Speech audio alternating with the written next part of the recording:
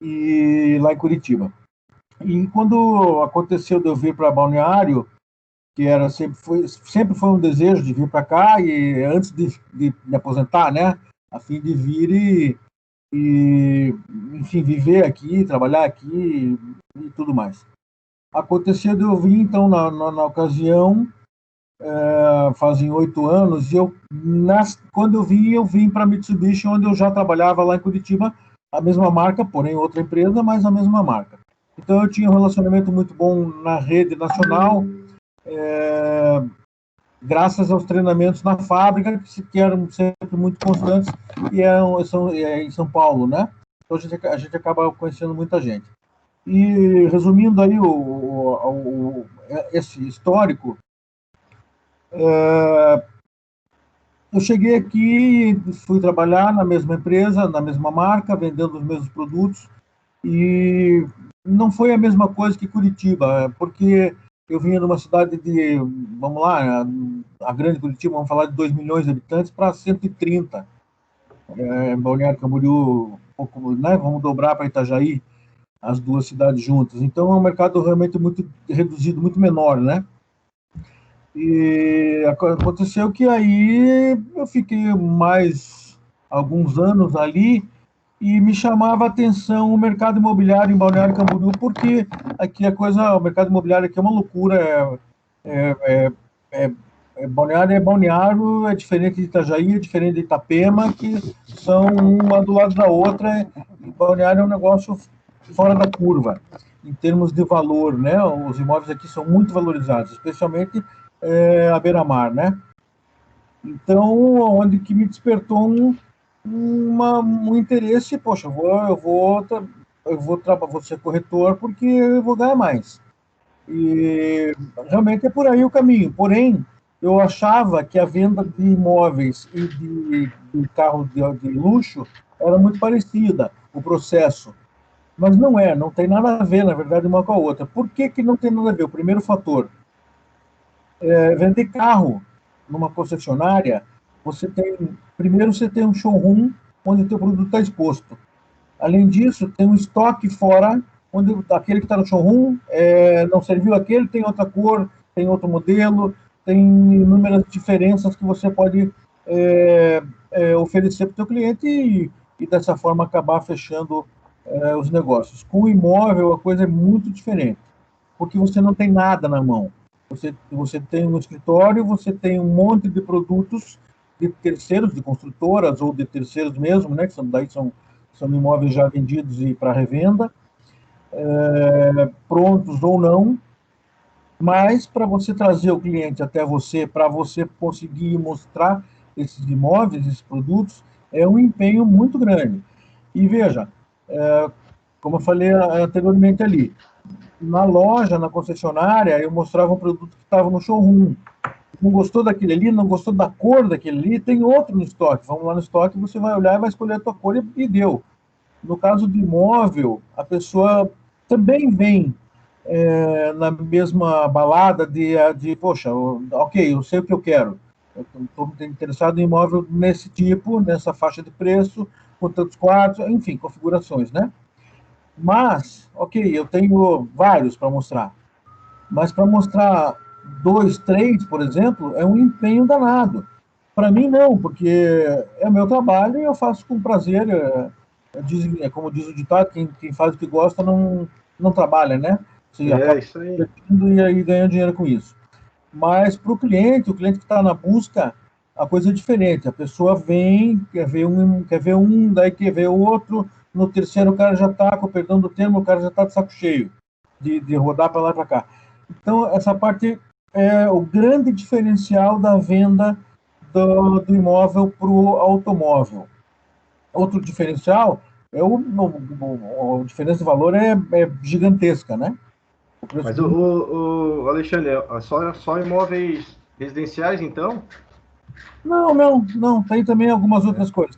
A maioria, a grande maioria é residencial, né? Aqui em Ah, Balneário tem beleza. muito pouca coisa comercial. Ah, beleza. Vamos lá, Show. vou voltar um Então, pouquinho. Não tem pouca coisa, tem muita. mas são salas, é loja, é coisa pequena.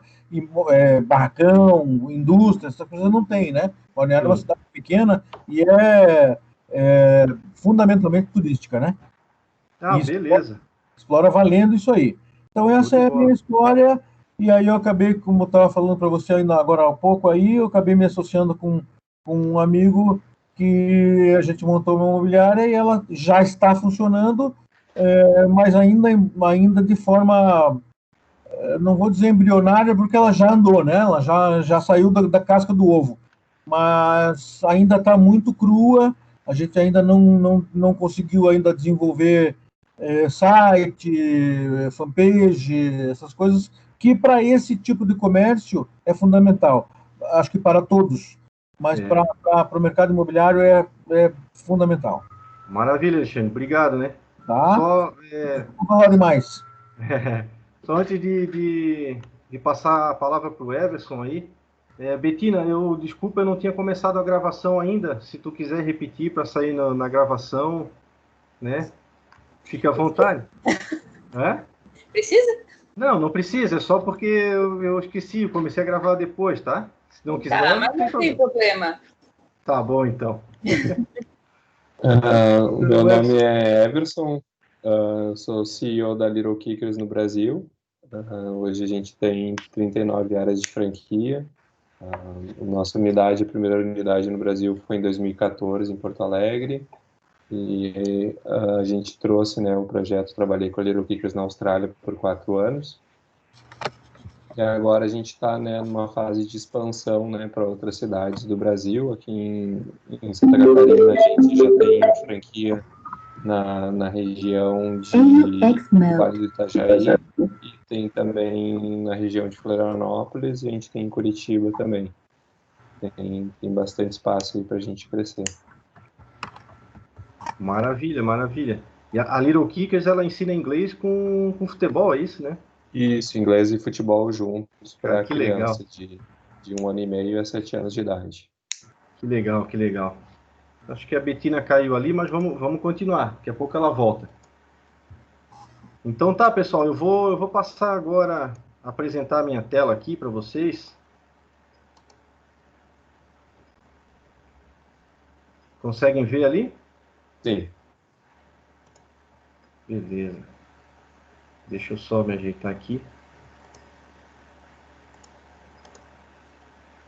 Aí eu não vou ter acesso ali ao chat, tá? Então, se vocês quiserem a palavra, é só pedir ali, tá?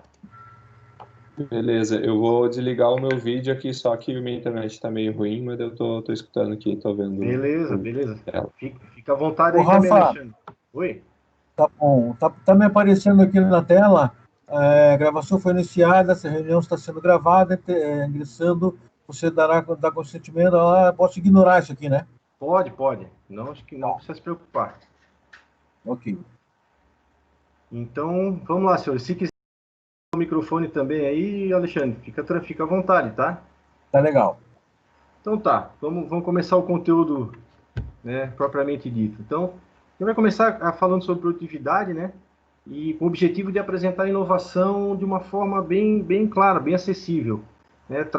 Mostrando a importância e tirando alguns pré-conceitos que nós temos de que inovação só serve para os grandes, inovação só serve para quem tem dinheiro, e não é isso. Inovação está nas pequenas coisas também. Então vamos lá. Esse videozinho aqui é do pessoal do Sebrae, tá? Eles promoveram. Eu vou passar para vocês, ele não é tão longo, tá?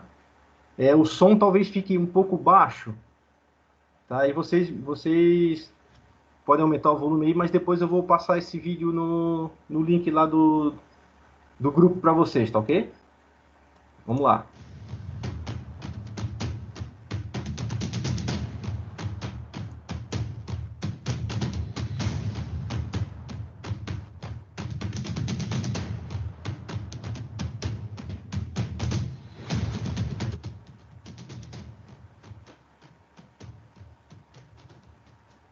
Olá, eu sou o Thiago Cunha, gestor de projetos no Sebrae, e trouxe você para dentro desse ecossistema para falar sobre inovação.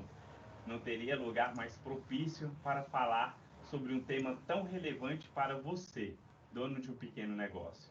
Aqui, um conjunto de pequenas, médias, grandes empresas, além de investidores, consultores e instituições, se reúnem para inovar. Isso mesmo que você ouviu. Empresas dos mais variados setores, até concorrentes, estão aqui, pensando de forma empática, ou seja, se colocando no lugar do cliente, de forma colaborativa, pensando em soluções a partir da integração e da diversidade, e experimentando para descobrir o que gera valor para o cliente. Aqui é possível aprender, ensinar e gerar negócios. O que pode parecer muito estranho em um primeiro momento, para a gestão da inovação é uma realidade. Muitas vezes, as empresas não possuem todas as competências e, por isso, buscar fora das quatro paredes da sua empresa é uma estratégia e deve ser utilizada. Uma dica: busque no seu estado ambiente de inovação e grupos de empreendedores que possuem interesses em comum. Aprenda e compartilhe com eles. Todos os estados possuem uma rede de instituições que trabalham com inovação e pode lhe ajudar. E eu quero deixar esse recado: para trabalhar com inovação, você não precisa ser e muito menos ter. Você precisa querer. E isso passa pela forma de agir, de pensar e olhar para o mercado. Inovação é uma combinação de fatores, experiências e aprendizados que, quando bem estruturados, culminam em melhores entregas de valor para o cliente. Então, Tiago, o que é inovação e qual a importância para um pequeno negócio? As empresas inovam para atender a necessidade de um grupo de clientes. E aonde estão e quem são esses clientes? Estão nas plataformas digitais, querem ter uma experiência única, valorizam a customização, não querem perder tempo, estão mais preocupados com o meio ambiente, com as questões sociais e muitas outras tendências que você precisa ficar de olho. Então, você deve estar se perguntando: como adequar os meus processos, produtos, serviços e até modelos de negócios para atender essa realidade que muda com uma velocidade altíssima? A resposta não está na palavra inovação, mas no ato, que nada mais é do que agir de modo novo, agir diferente. Então, tudo que você faz de maneira diferente, que no final do dia resulta em mais dinheiro no caixa da sua empresa, é uma inovação. Ou seja, são as ações que você e a sua equipe implementam e traz aumento de faturamento ou redução de custos. Um exemplo: ter presença nas redes sociais pode aumentar as vendas. Um outro exemplo: ter uma nova forma de se comunicar com os funcionários e clientes pode reduzir retrabalhos e, com isso, sobrará mais tempo para outras atividades. Além de, claro, ter uma melhor entrega de serviço. Afinal de contas, tempo é dinheiro. Você não precisa ter a ideia que vai mudar o mundo. Inclusive, a maioria das inovações, isso é bom e importante, são simples e de baixo custo. Você precisa usar seus recursos financeiros e econômicos de forma eficiente, de forma eficaz e de forma efetiva, ou seja, que produza os efeitos para o seu negócio. Então, quando lhe perguntar o que é inovação, você pode responder: são as ações implementadas na minha empresa que geram resultados positivos. E aqui eu gostaria de chamar a atenção para: não é resultado a qualquer custo. O empreendedor precisa estar atento aos resultados financeiros, sociais e ambiental que a inovação se propõe.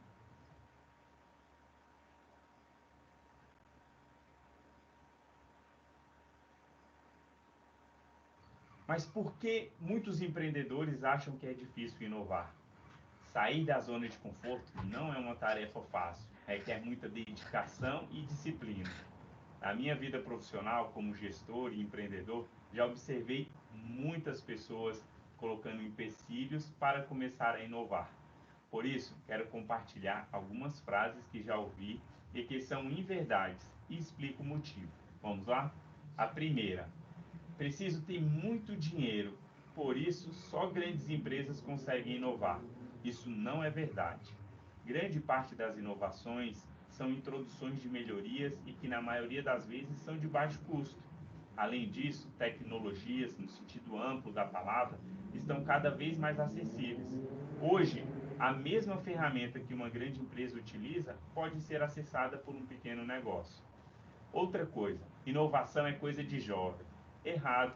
Inovação também demanda gente muito experiente, profissionalmente e com experiência de vida.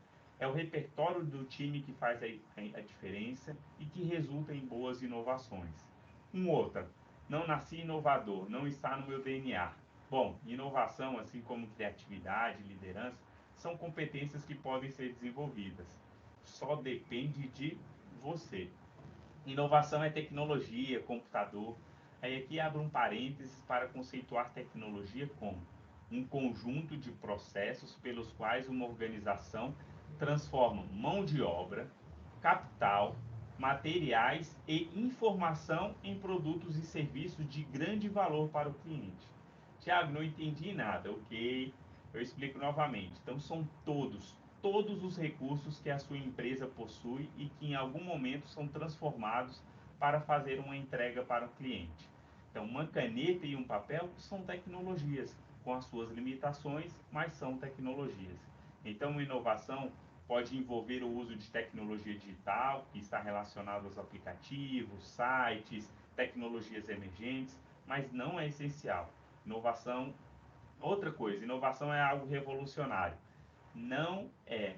Inovação não precisa ser algo disruptivo para a empresa ser inovadora. Muitas inovações são geradas com melhoramento de um produto, de um modelo de negócio, criando novos canais de distribuição para o seu produto, estabelecendo maneiras de ganhar mais dinheiro de forma diferente. Então, tudo que você estiver fazendo para melhorar a percepção de valor para o seu cliente será uma inovação.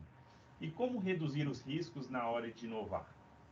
Bom, além da vontade de querer, que eu mencionei no início do vídeo, gostaria de chamar a atenção para cinco fatores que você deve se atentar e colocá-los em prática na sua jornada da inovação. O primeiro e o mais importante, cliente. Acredite, o cliente é o consultor mais barato e efetivo da sua empresa. Tenha um relacionamento com ele, saiba fazer boas perguntas e certamente terá boas respostas.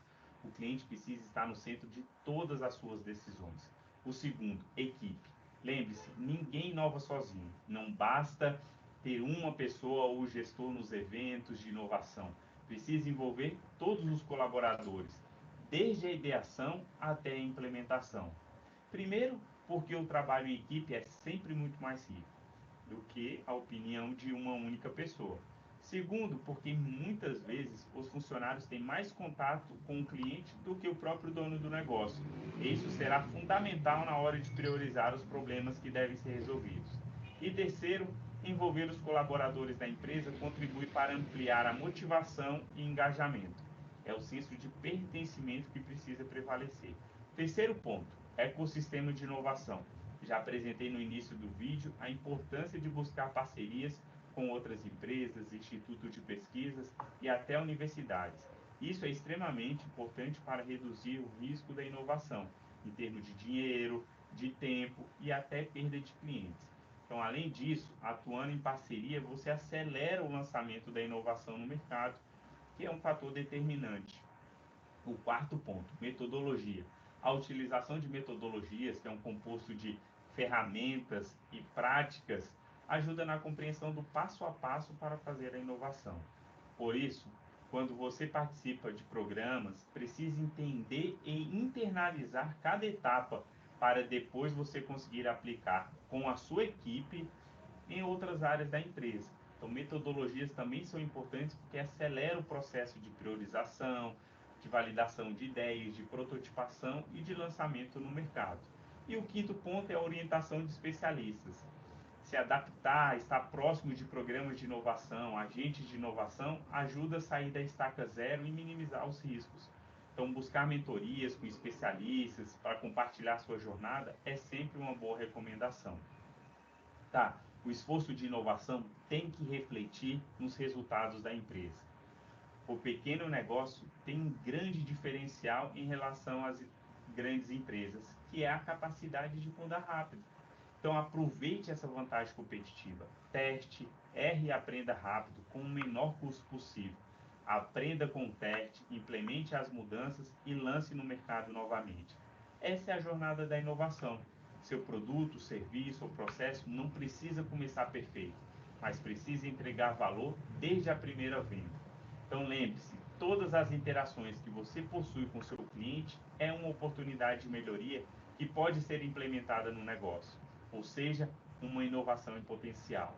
Então, com a inovação, sua empresa certamente conseguirá mais faturamento, ou seja, mais dinheiro no bolso, menos desperdício, ou seja, redução de custos, maior capacidade de adaptar ao novo cenário mundial e maior engajamento dos seus colaboradores. E para fechar, o objetivo de qualquer empreendedor é gerar inovações de valor para os clientes, mas que na prática gere resultados concretos para a empresa.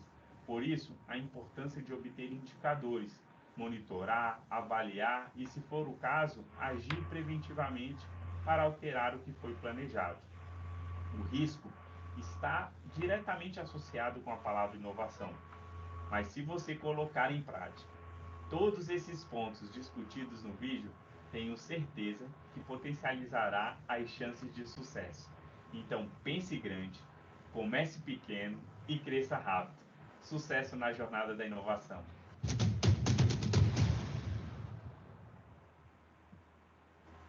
Beleza, pessoal. Então, tá dado o recado aí do Thiago. Betina, se tu quiser, pode desativar a câmera, tá? Se a internet estiver mais ou menos assim, fica à vontade, tá? Eu vou desativar que caiu aqui. Beleza. Acho que ela fica mais levinha. Tá joia. Tranquilo. Depois desse vídeo a gente eu disponibilizo lá no grupo para vocês, tá? Muito bem. Então, diante desse assunto... Oi? Diante do assunto, do tema inovação, né? Gostaria que a gente trocasse uma ideia aqui, né? Uma ideia breve, rapidinho, se alguém quiser comentar, baseado nos seguintes pontos, né? O que a gente tem observado das mudanças recentes na sociedade, né? Tudo linkado com a questão da inovação, né? De tudo que mudou, de tudo que evoluiu. A tecnologia e como ela tem impactado no nosso consumo, nossa forma de consumir, a nossa forma de comprar, a nossa forma de vender. O empoderamento do consumidor, né? Hoje o consumidor escolhe o que ele quer, como ele quer, quando ele quer, paga da forma que ele quer, porque existem N possibilidades, né? A questão da aplicação da tecnologia para melhorar a produtividade. E aí vem um outro ponto, né? E agora, né? Depois dessa pandemia, como é que a gente vai buscar melhorar a nossa produtividade, né?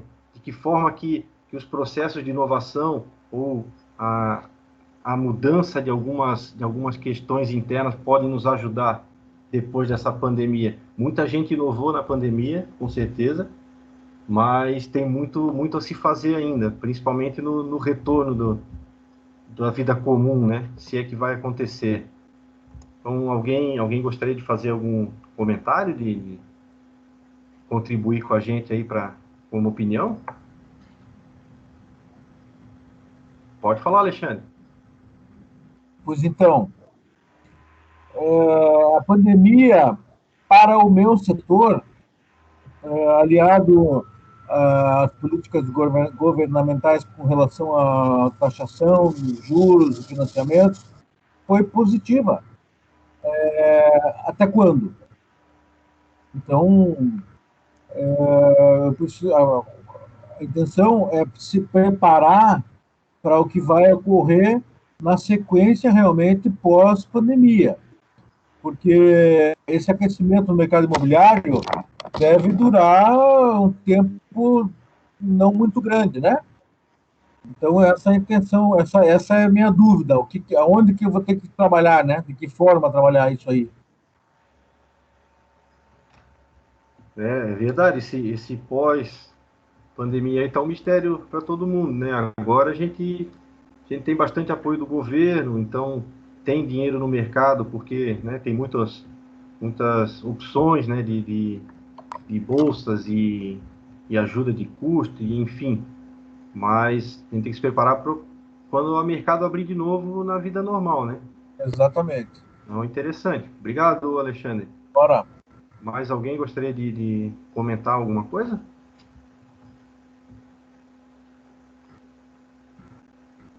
Então tá, então vamos tocar o barco aqui.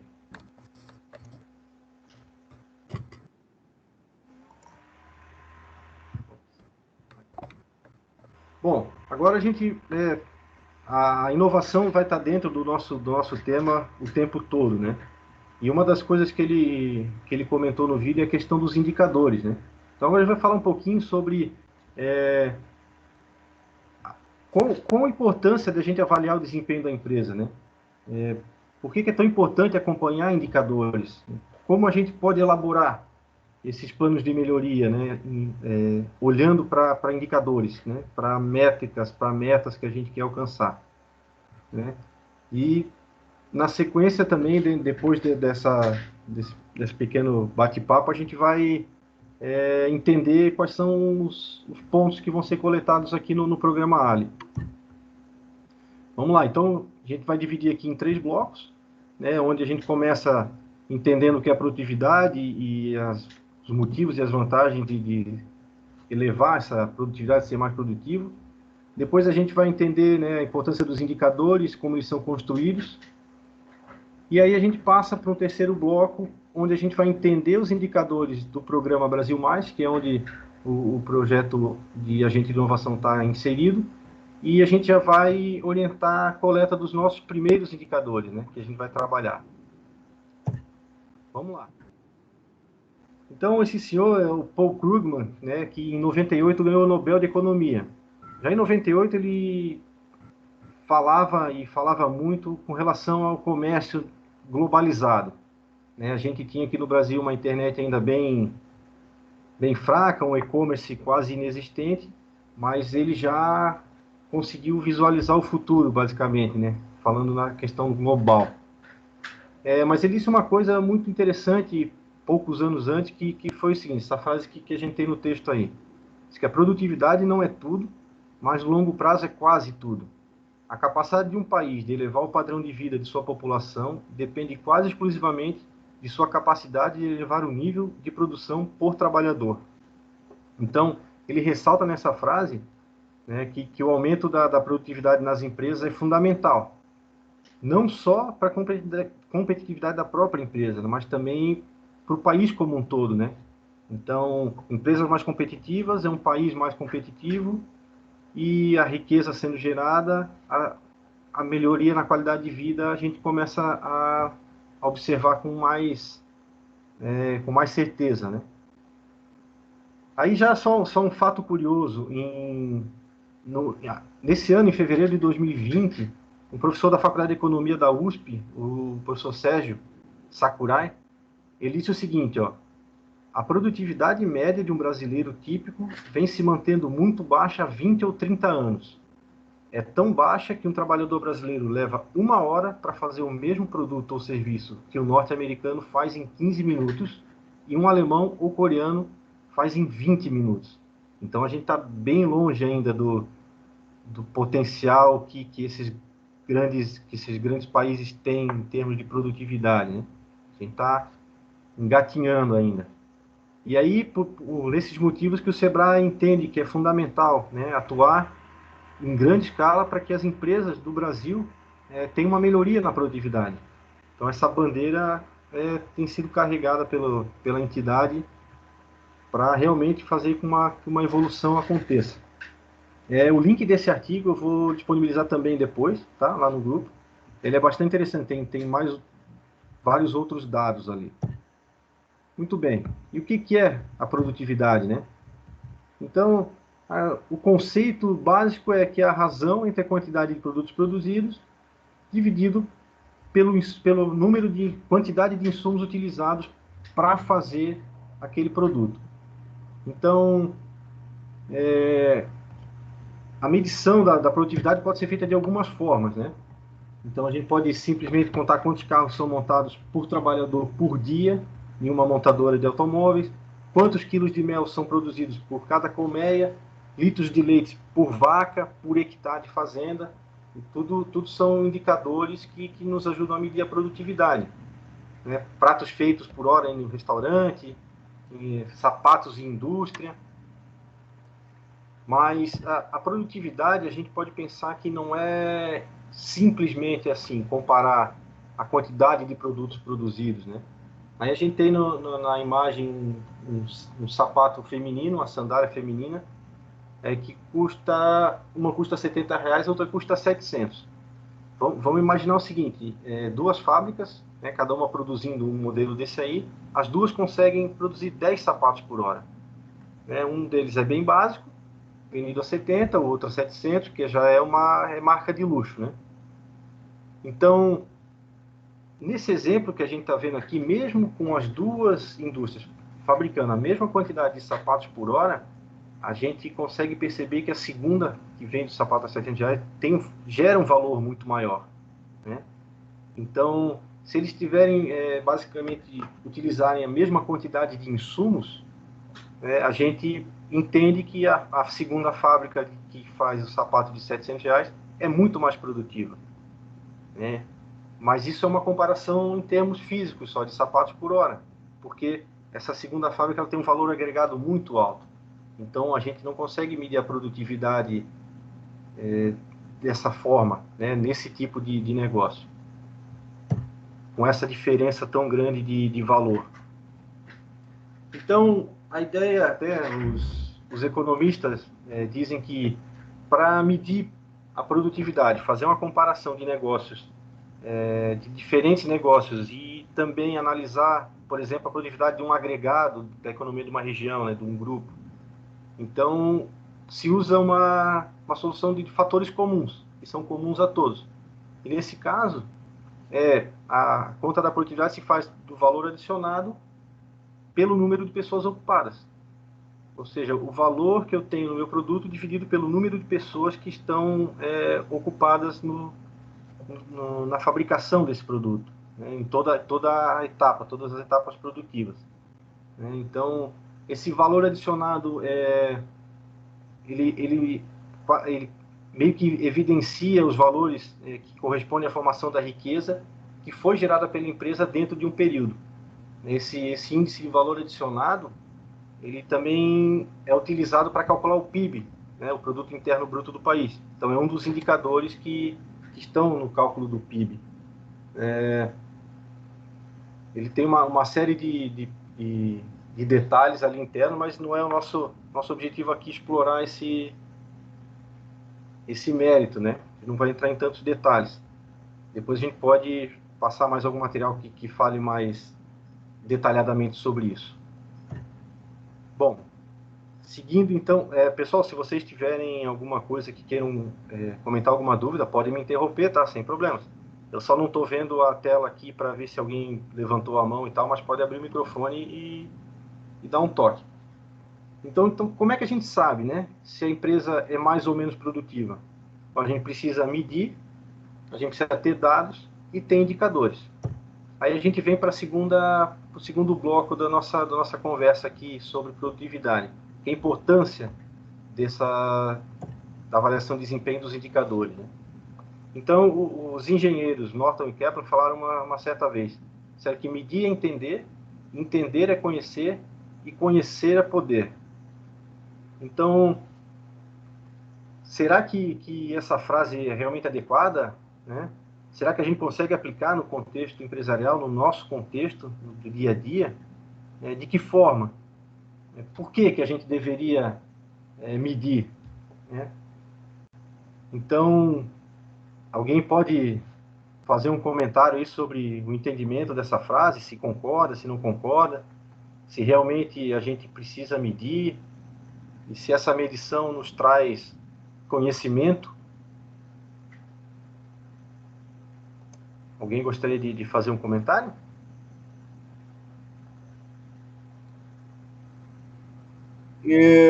Rafael e turma, Vamos lá. Vamos direto ao final da frase. Conhecer é poder. É. Realmente é. No meu segmento, que é imóveis, e acho que em qualquer outro, no setor comercial, você só vai vender aquilo que você efetivamente conhece. E aí vamos falar também, como você vem falando, dos indicadores. Se você conhece o teu processo do começo ao fim, é claro que você vai conseguir fazer as devidas medições e sabendo como vem desempenhando, como vem se desenvolvendo, você vai conseguir talvez implementar novas soluções para que se melhore, né? É o que eu penso. Exatamente, exatamente. Se a gente conhece, se a gente tem números, esses números nos dão realmente poder de tomada de decisão, né? Então, a gente tem número de cliente, a gente tem número de mercado, isso aí ajuda a gente a definir as estratégias. Beleza? Obrigado. Imagina. Mais alguém? Vamos seguir, então. Bom, então, por que a gente mede? Por que a gente avalia, né? Então, é importante avaliar, e é essencial avaliar esse resultado que a gente obtém e comparar esse com resultados que a gente previa, né?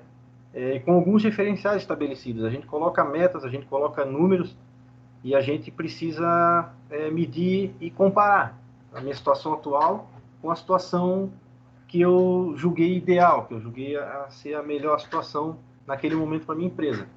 E ver se está tudo alinhado, né? Se a gente perceber que tem algum problema no caminho, a gente consegue buscar a causa naquele momento, porque a gente tem um indicador do que trouxe aquela situação, ou do porquê que a gente não está chegando no nosso objetivo, e no tempo correto a gente toma medidas para consertar, né? Então, se a gente faz um planejamento anual, coloca-se uma meta, coloca-se um referencial, um ponto onde a gente quer chegar, e faz-se a medição só no final do ano, a gente perdeu muita coisa no meio tempo. Então, a gente não vai entender o que aconteceu de problema, caso a gente não tenha atingido esse objetivo, né? Então, se a gente fizer, por exemplo, uma avaliação mensal desses indicadores que a gente quer chegar no final, a gente consegue corrigir o rumo. Então, a tendência é que que aconteça um crescimento todos os meses para chegar naquele valor do final, mas se algum mês ele foi um pouco mais complicado, né, teve mais problemas, a gente consegue reverter isso aí e trabalhar para os próximos meses para que não aconteça. Então, a correção de rumo é muito importante. Por isso que a gente mede e avalia de forma constante. Então, entendendo que a empresa tem que monitorar e avaliar, né, através dos indicadores de desempenho, avaliando os esforços, avaliando os resultados obtidos a partir desses esforços, isso ajuda a identificar as dificuldades e os gargalos e ajudar a gente a diminuir ou minimizar, eliminar ou minimizar esses problemas, né, esses gargalos. Então, os indicadores são formas de quantificar o desempenho da empresa. Então, ele é utilizado para acompanhar uma série de coisas, principalmente os resultados obtidos com o tempo, e ajudar na tomada de decisão, bem como comunicar isso à equipe, que é muito importante que a equipe entenda o rumo da empresa, para onde a empresa vai, aonde a empresa está, né? Talvez a questão de abrir números financeiros, né, não seja tão relevante ou tão ideal para a equipe, mas a questão da produção, do que está acontecendo, da expectativa da empresa, do que a empresa já atingiu, isso é muito importante para que a equipe engaje e compre, né, a ideia, compre o trabalho mesmo, que eles se sintam parte daquela conquista que a empresa está buscando.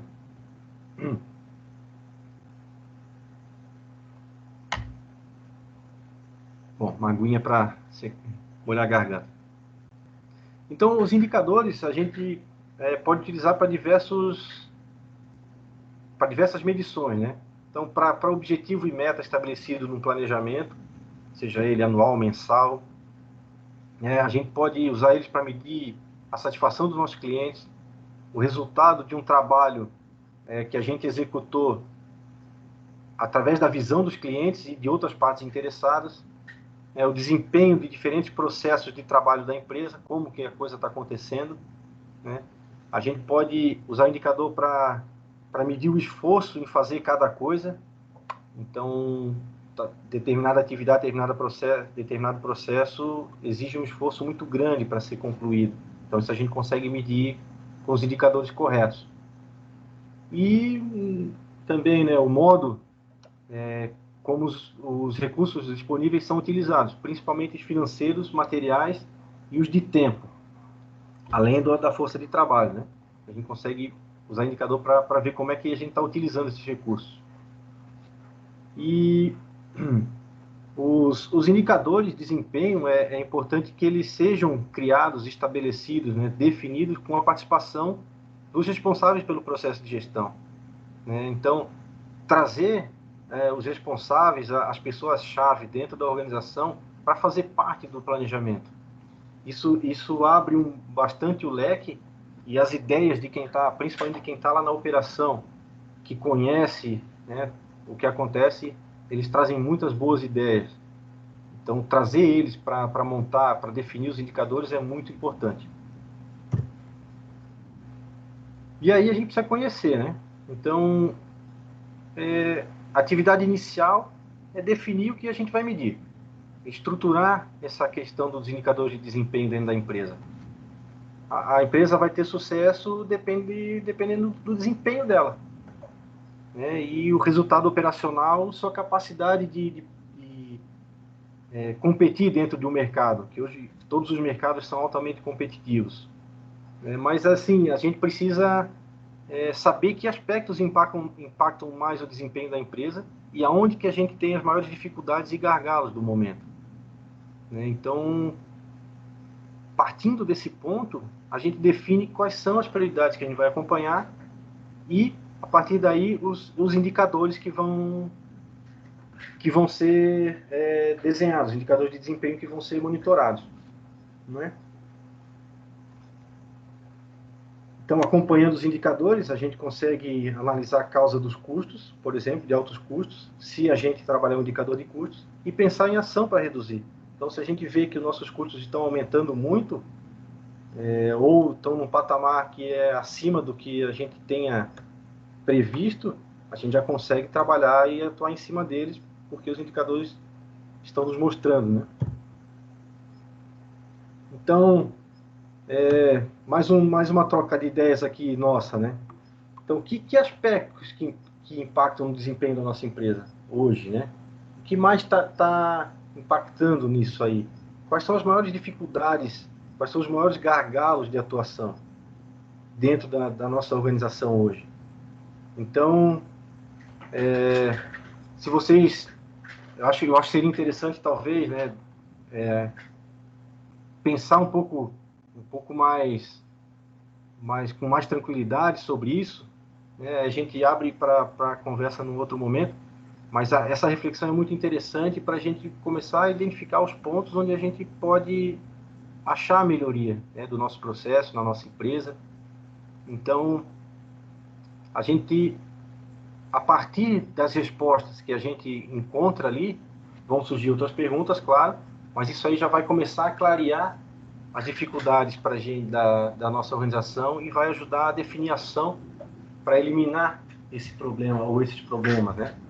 Então, depois esses slides vão para vocês, os slides, e seria legal se vocês pudessem discutir internamente, né, com a equipe ou com as pessoas-chave, o que mais está pegando ali. E aí vem a seguinte questão, né? Tá bom, mas que indicadores que eu vou acompanhar? O que eu vou olhar? O que eu vou medir? Então, a gente pode pensar em duas situações.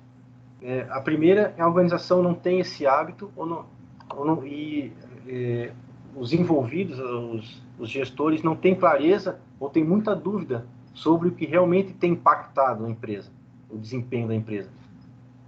Então, nesse cenário, a ideia é que se trabalhe com indicadores mais genéricos, né, com os números mais macro. E aí, né, esses números macro vão ajudar a identificar os aspectos onde se pode melhorar. Né? Começa-se com indicadores macro. Hoje eu não tenho nenhum, eu vou começar com indicadores macro, de faturamento, eu posso trabalhar com um indicador de custos, começar a acompanhar isso aí.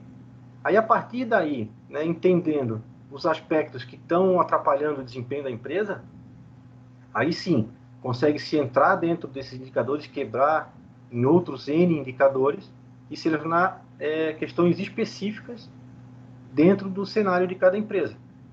E aí sim a gente vai avaliar com mais detalhes cada item daquele. Então, se o meu problema hoje não é no faturamento, eu vou atacar um indicador de custos, vou abrir ele e vou medir cada ponto desse onde eu tenho algum tipo de impacto nos meus custos. E aí sim eu vou detalhando eles. Então a gente começa com uma visão macro, medindo, acompanhando, e depois vai trazendo para os detalhes até chegar num indicador ótimo para resolver aquele problema específico, que vai ajudar a resolver aquele problema específico. Né? Os indicadores eles têm que estar sempre com foco na melhoria dos resultados. Então, o indicador ele tem que estar associado com o resultado da empresa.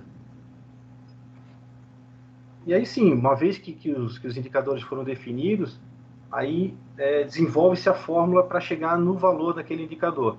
Né? Mas uma vez que a gente conhece o nosso processo, o nosso fluxo, a gente consegue chegar rapidamente nessas fórmulas do indicador que a gente vai usar, do indicador mais detalhado, ou do mais macro, mais genérico. Muito bem. Aí vem um segundo guru, o Peter Drucker, que diz que o que pode ser medido pode ser melhorado. Aí agora eu vou abrir também de novo para a gente fazer um comentário, né? Para alguns de vocês comentar. Então, essa frase do Peter Drucker, ela é adequada? Realmente, o que eu meço eu consigo melhorar? Eu consigo, de novo, trazer para o contexto empresarial, trazer para o nosso contexto aqui, de que forma, né? Por que eu faria isso? Alguém gostaria de comentar sobre essa frase? Se realmente isso faz sentido? Eu acho que a gente pode sempre melhorar o processo, né? E se tem um resultado, tu consegue estar, né, melhorando o desempenho e tendo, né, cada vez resultados melhores. É isso aí. Se eu tenho tudo medido, eu consigo ir para o próximo nível, né? Posso evoluir sempre. Obrigado. Mais alguém? Eu acho que ela vem bem de encontro, né, já com a frase anterior, justamente assim como o Everson, né, comentou, justamente para a gente saber quais são os pontos. A partir do momento que a gente começa a medir, a gente consegue entender quais são os pontos e partir dali, então, para as melhorias e aí sempre para novas ações, né? Cada vez para frente, cada vez mais para frente, né? É isso aí. Sim. Então tá, gente. Mais alguém gostaria de comentar? Pois então, pessoal, eu penso o seguinte, no meu caso, particularmente, da nossa empresa, que é uma imobiliária, e como ela é neném ainda, nós não temos um ponto de partida, propriamente dito, de um histórico, né? Então, nós temos que partir de dados que vêm do mercado. Então, a gente tem que partir, analisar esses indicadores do mercado e da concorrência para poder fazer a diferença. Essa é a minha ideia. Então, realmente, o que pode ser medido, seja lá qual seja a forma da medição, se cria, no meu caso, no nosso caso, exatamente isso, um ponto de partida para aí sim se conseguir galgar novos degraus, né? Degraus, enfim, para seguir em frente, né? Não sei se dei uma dispersada do foco, mas eu entendi mais ou menos por aí. A contribuição de todos foi excelente. E esse teu ponto de olhar também para o mercado, né? No teu caso, por não ter um histórico interno, partir para o mercado, eu acho que mesmo com um histórico interno bom, eu acho que vale e cabe a gente olhar para o mercado, sim. Porque esse benchmarking, essa pesquisa de mercado, ela tem que ser constante também. Então, a gente está sempre comparando, com certeza. Veja, no que eu penso no momento. Recentemente eu vi nos jornais que o mercado imobiliário no Brasil, nesse momento, teve um aquecimento de 48%. Quer dizer, não é um aumento qualquer, né? 48% é muita coisa. Muito.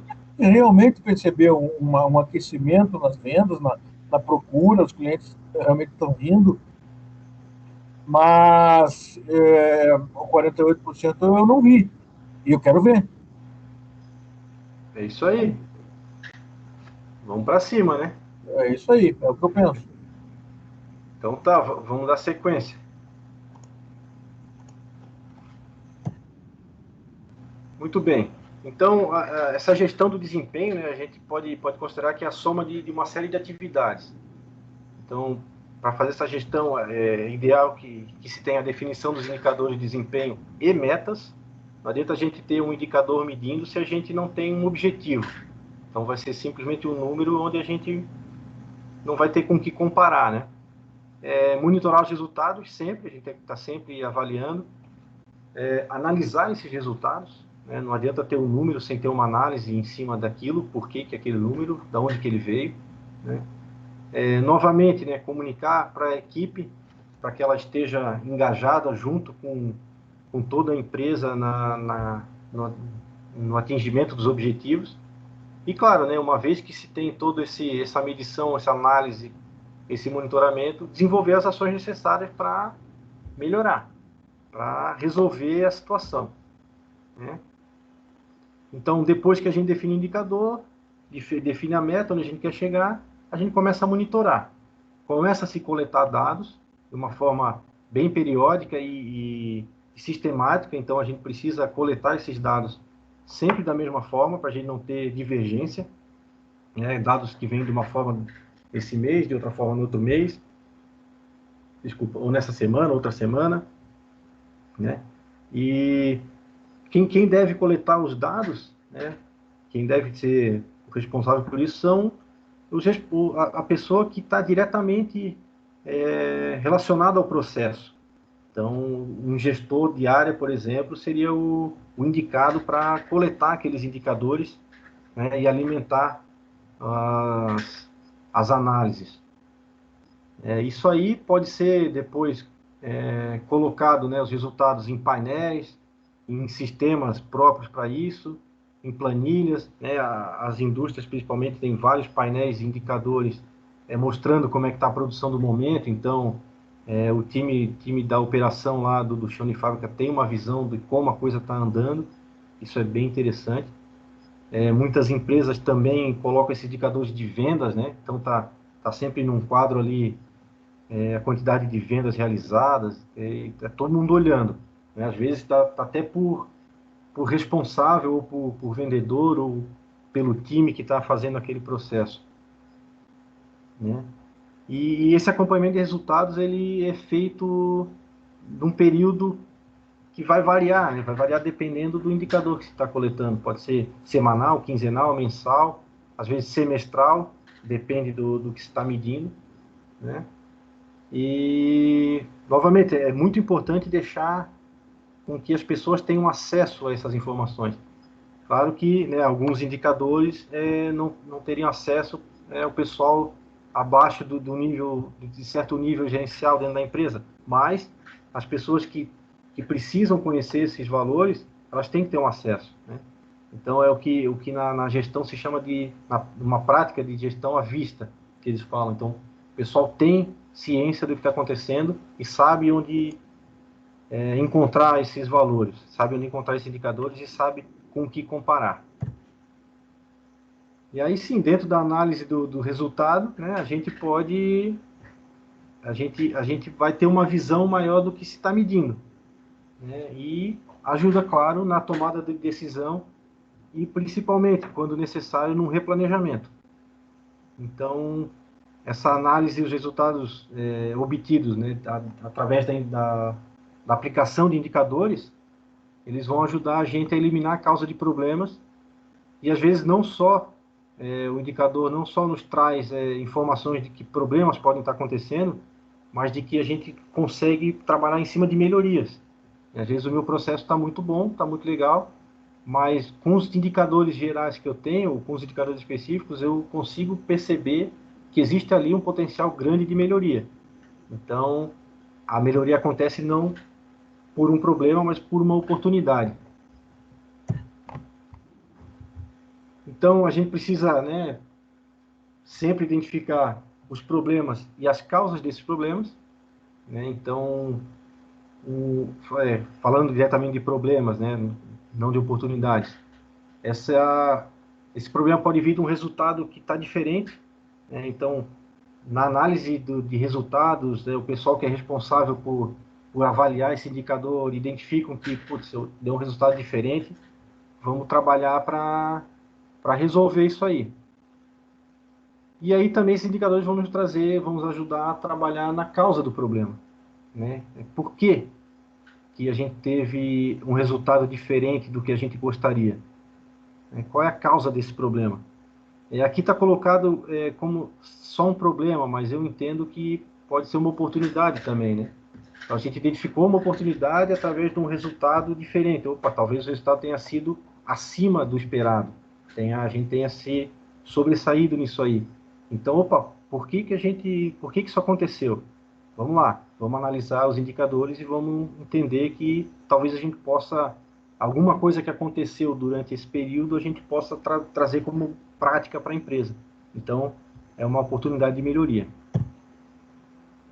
E aí tem uma ferramenta muito legal, né, que uma vez identificado o problema, né, aí agora sim, a causa de um problema, os 5 porquês. É basicamente o que uma criança pequena faz. Então, a criança vem com um questionamento, faz uma pergunta, e a gente responde, e essa resposta gera uma outra pergunta, que gera uma outra pergunta, então fica assim, por quê? Mas por quê? Mas por quê? Né? Quem tem filho pequeno, teve ou convive, sabe como é que é isso. Né? Mas chega no momento que as perguntas cessam. E aí a resposta satisfaz a curiosidade. Né? Então os especialistas dizem que, na maioria dos casos, no quinto porquê, você já chega na causa do problema. Então, por que tal coisa aconteceu? Por causa disso. Tá, mas isso aconteceu por quê? Por causa disso. Então, dentro dessa sequência de porquês, que no geral, na maioria das vezes, são 5, de acordo com os estudiosos, a gente chega na causa do problema. E aí sim a gente consegue atacar. Já que a gente conhece a causa, a gente pode buscar a solução. Podem acontecer de ter mais de 5, tá? Isso aí não tem um limite máximo ou um limite mínimo, mas a média geral são 5. Então é uma ferramenta muito bacana para trabalhar, principalmente com o pessoal da operação e reuniões de gestão, né? Ah, mas por quê? Por quê? Por quê? Por quê?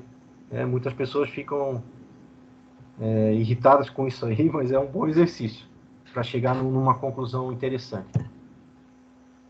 E aí sim, chegando no nosso último bloco, que indicadores que a gente vai acompanhar, né? Quais são os indicadores que estão dentro do programa Brasil Mais?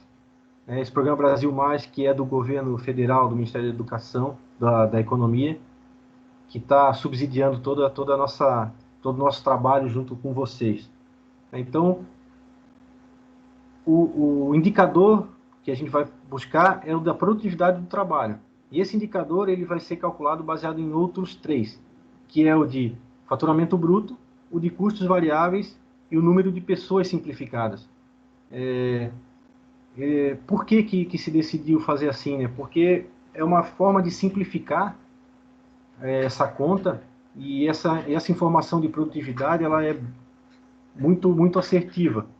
Então, para para quem está começando, né, a trabalhar com indicadores, isso aí vai ajudar bastante nesse cálculo de produtividade.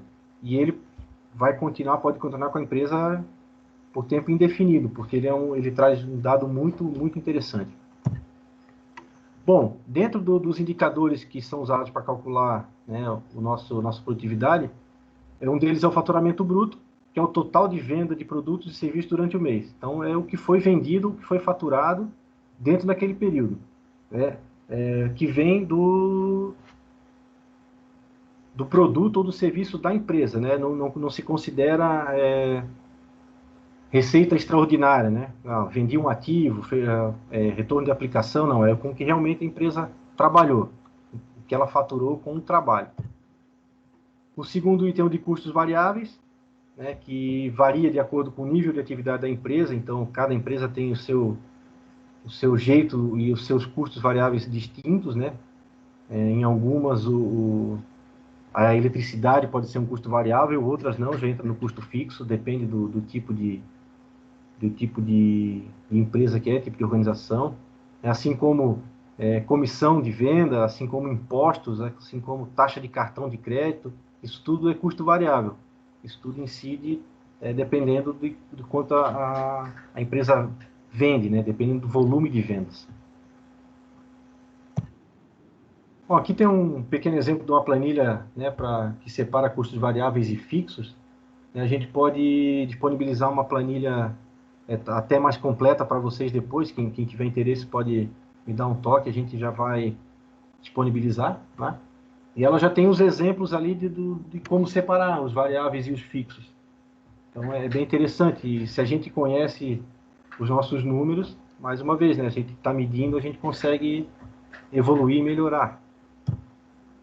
E aí, o último indicador é o número de pessoas ocupadas. Então, esse indicador ele pede que o número de pessoas que trabalham na empresa por pelo menos 1 hora por semana, sendo elas remuneradas ou não, desde que estejam atuando diretamente no processo produtivo. Então, é um indicador que gera muitas dúvidas, né? Quem entra, quem não entra nesse indicador. Então, a tabela ali a gente já tem uma noção, né? E, por exemplo, estagiário e menor aprendiz não entra nessa conta, porque eles estão ali aprendendo, ou seja, não entra na questão da produtividade, eles provavelmente baixariam a produtividade dependendo de como está o nível do estágio, né? Mas o pessoal que é terceirizado, que é contratado, né? Pessoas que têm licença remunerada, que já estão, né, com licença remunerada por mais de 15 dias, ou seja, não estão ajudando na produtividade, não estão trabalhando na produção, então acaba saindo fora da conta de pessoas ocupadas. O resto tudo se inclui, inclusive o pessoal de férias. Está de férias, mas entra como pessoas ocupadas porque fazem parte do quadro da empresa, do quadro principal da empresa.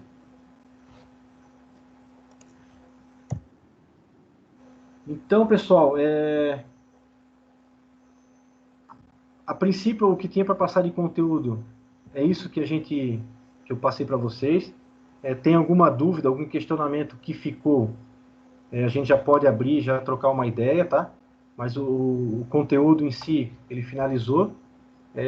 O que a gente pede agora, né, para os próximos, mais ou menos daqui a 3 semanas, a gente vai ter um encontro que vai tratar disso, que são esses indicadores. Então, é interessante que vocês já comecem a fazer esse levantamento. O ideal seria um levantamento de 2 ou 3 meses para cá, para a gente fazer uma comparação depois, no final do processo, do programa, né? 2 meses depois, 3 meses depois do final do programa, a gente vai fazer uma nova medição. Mas é interessante que já se faça esse levantamento. Se não tiver um faturamento de 2, 3 meses, tenta o faturamento mais recente, né? Sem problema. Que aí no encontro onde a gente vai tratar disso, daqui umas 3 semanas, a gente pode já partir para esse cálculo aí, né? Então, chegamos no encerramento. Eu acho que já deu um pouquinho mais de 1 hora que a gente está aqui trocando ideia, batendo um papo. Abro novamente então, o microfone para a gente trocar uma ideia. Everson, por favor. Obrigado. Não, queria agradecer e a gente está bem entusiasmado aí com...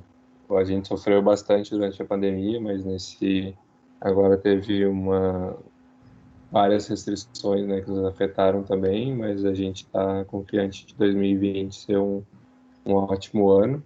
E eu acredito, né, que o Sebrae, a gente já tem uma parceria com o Sebrae do Rio Grande do Sul, e daí com esse programa a gente também quer ter os melhores indicadores e tá sempre inovando e crescendo. Show de bola, show de bola. Valeu. Alexandre, quer falar? Quero agradecer. Abre os olhos aí, vamos abrindo os olhos, né? Eu, particularmente, como disse, no passo a passo, para poder realmente buscar esse caminho que a gente está almejando na construção da empresa que a gente ainda está construindo, né? Ela é bem nova, como eu contei para vocês aí, então é realmente muito bacana. Todos os detalhes aí me fizeram pensar bastante e que temos que criar muitos medidores que hoje a gente não tem. Então é isso aí. Muitíssimo obrigado. Maravilha, obrigado. Mais alguém? Bettina, o Anderson está aí também. O Anderson,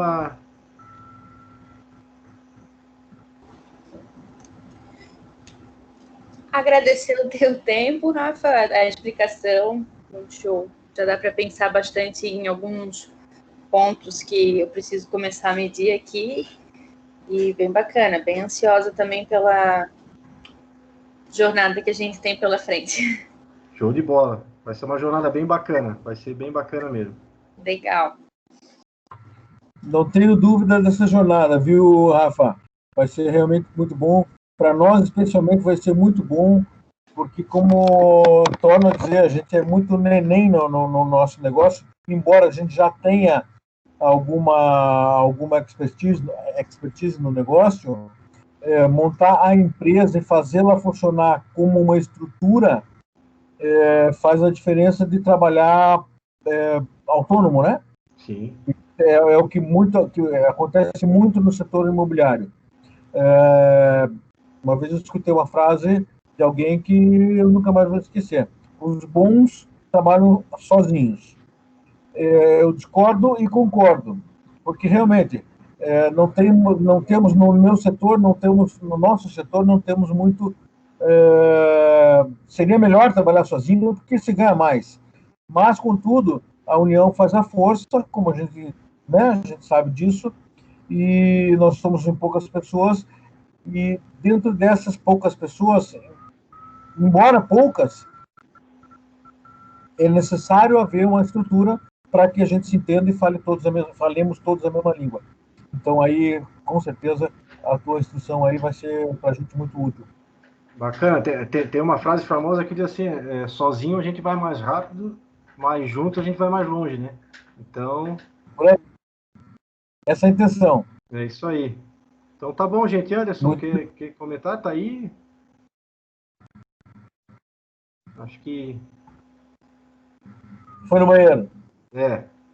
Bom, pessoal, então eu agradeço a presença de vocês. Eu sei que o dia a dia é puxado, mas tirar esse tempinho para a gente tentar evoluir, tentar melhorar é sempre bom, né? Então, muito obrigado. Eu vou entrar em contato com todos vocês amanhã e depois para a gente agendar o encontro presencial aí para continuar o nosso processo. E sucesso para todo mundo, né? Bom resto de semana aí, bom final de semana. Opa, o Anderson apareceu. Tô aqui. Então tá bom, cara. Obrigado aí pela presença de todos. E vamos tocando, né? Antes você quer falar alguma coisa aí? Não. Tá tranquilo? Aguardo amanhã na empresa. Beleza, amanhã eu tô lá. Isso aí. Tá bom, gente? Então, boa noite, bom descanso. Para todos aí também. Até boa logo. noite. Obrigado, gente. Boa noite. Tchau. Foi um prazer. O prazer foi meu.